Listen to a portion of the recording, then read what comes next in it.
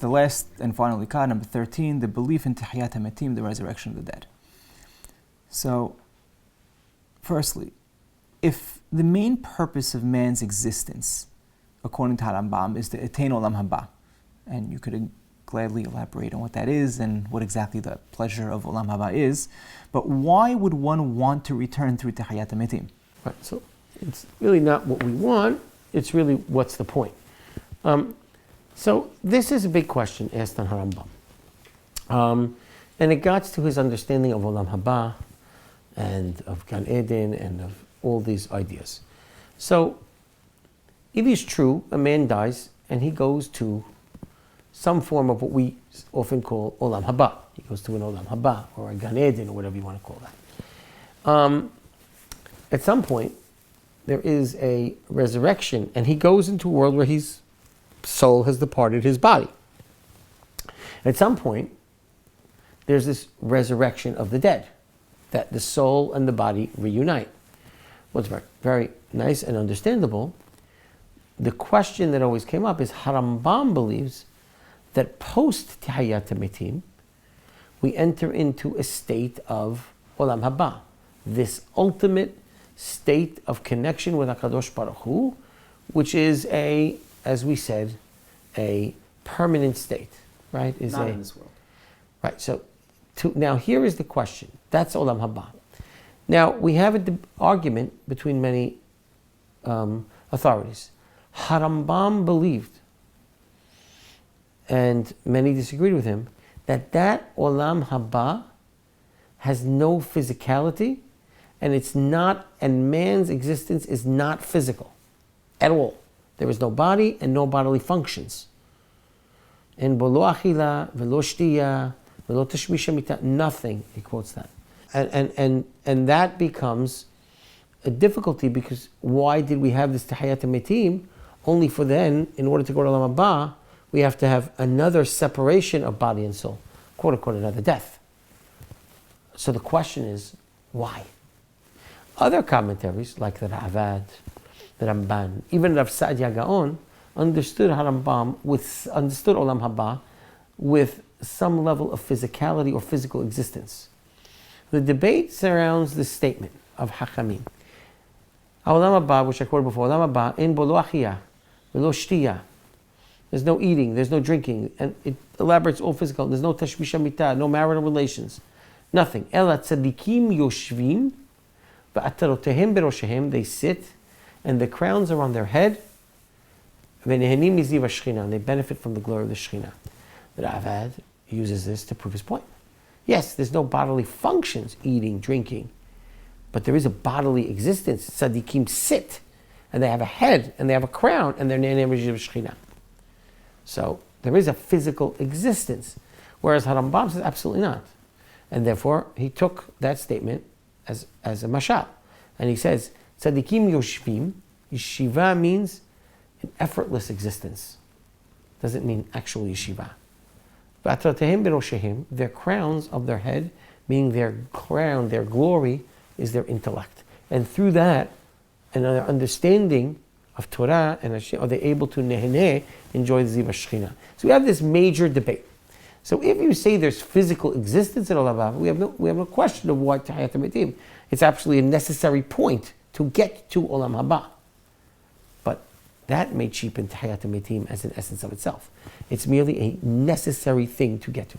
HaRambam looks at Tahiyat HaMetim as unique, separate in and of itself. It is not necessary for Olam Haba.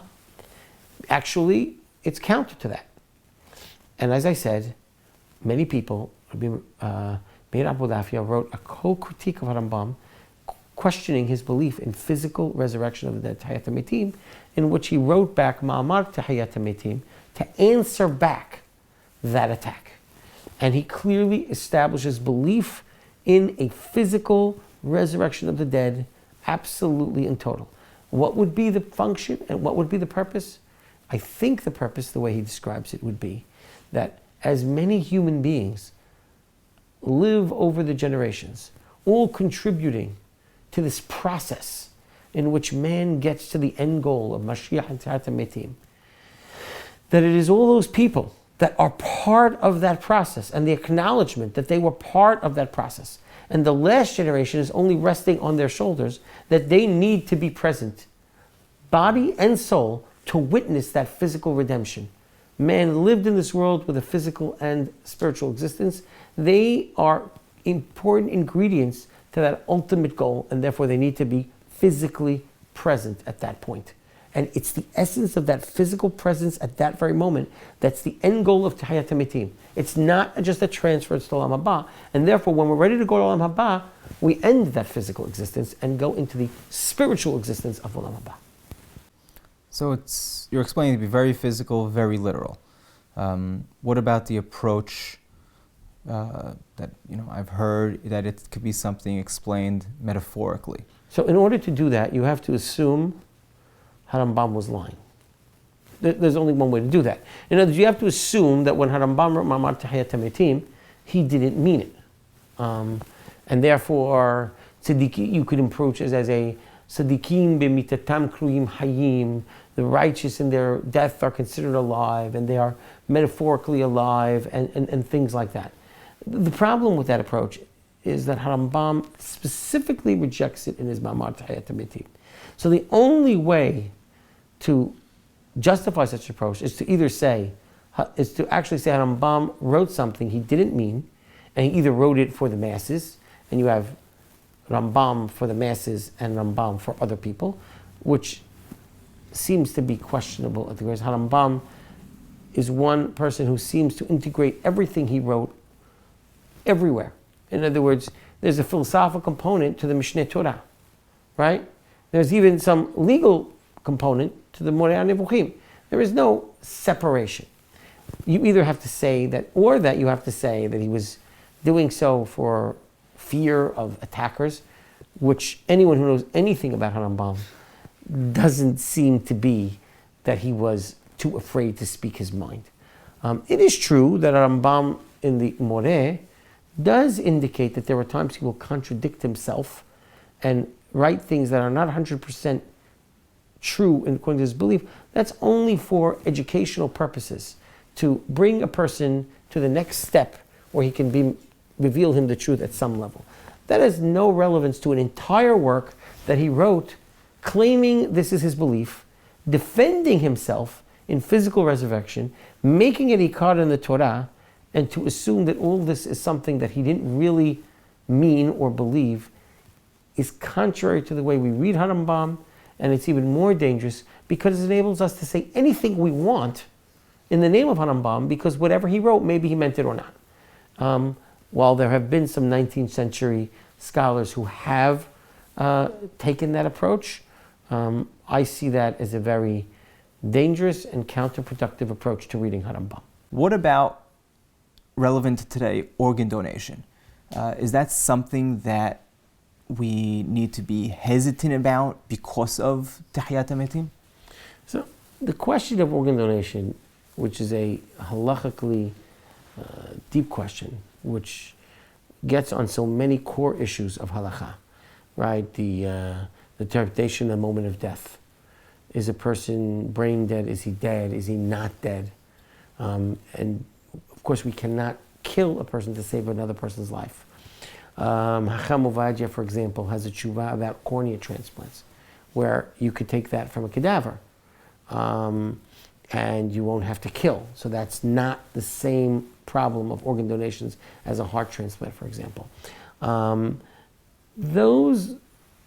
That to save a life or to give a person sight, Hacham Ovadia is mekel, or a kidney donation when you do it while you're still alive. So all these questions can come up, and we don't ask, for example, if I donate my eye, will I come back into Tahiyat HaMetim blind? Right? In other words, the idea of whatever is permitted or not permitted based on the halachic framework that you accept. Obviously, if you accept the brain dead as dead, then more donations will be allowed than if you do not. So whatever halachic framework you accept, which will impact how you define what organs you can or cannot donate. But that's why we'll take the most simplistic one of the cornea transplant, which Hacham allows. That Tahiyat HaMetim need not be a concern or a factor to that. If a person is performing a mitzvah and saving a person's life or his sight by doing that, will allow God to handle the rest of how we're mitayeh and tahiyat mitim. We have to do what our job is in this world, permitted or forbidden, and the law is decided based on the legal principles. And the tahiyat mitim is not a factor in that situation. Right. So, as a closing, how have the 13 Ikarim shaped Judaism as we see it today? I think they've created a framework, exactly what HaRambam intended.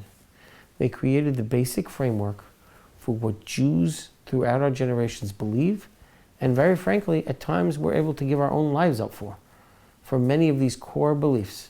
And they distinguish us from other faiths and other beliefs, and they put that appropriate perspective into what we believe.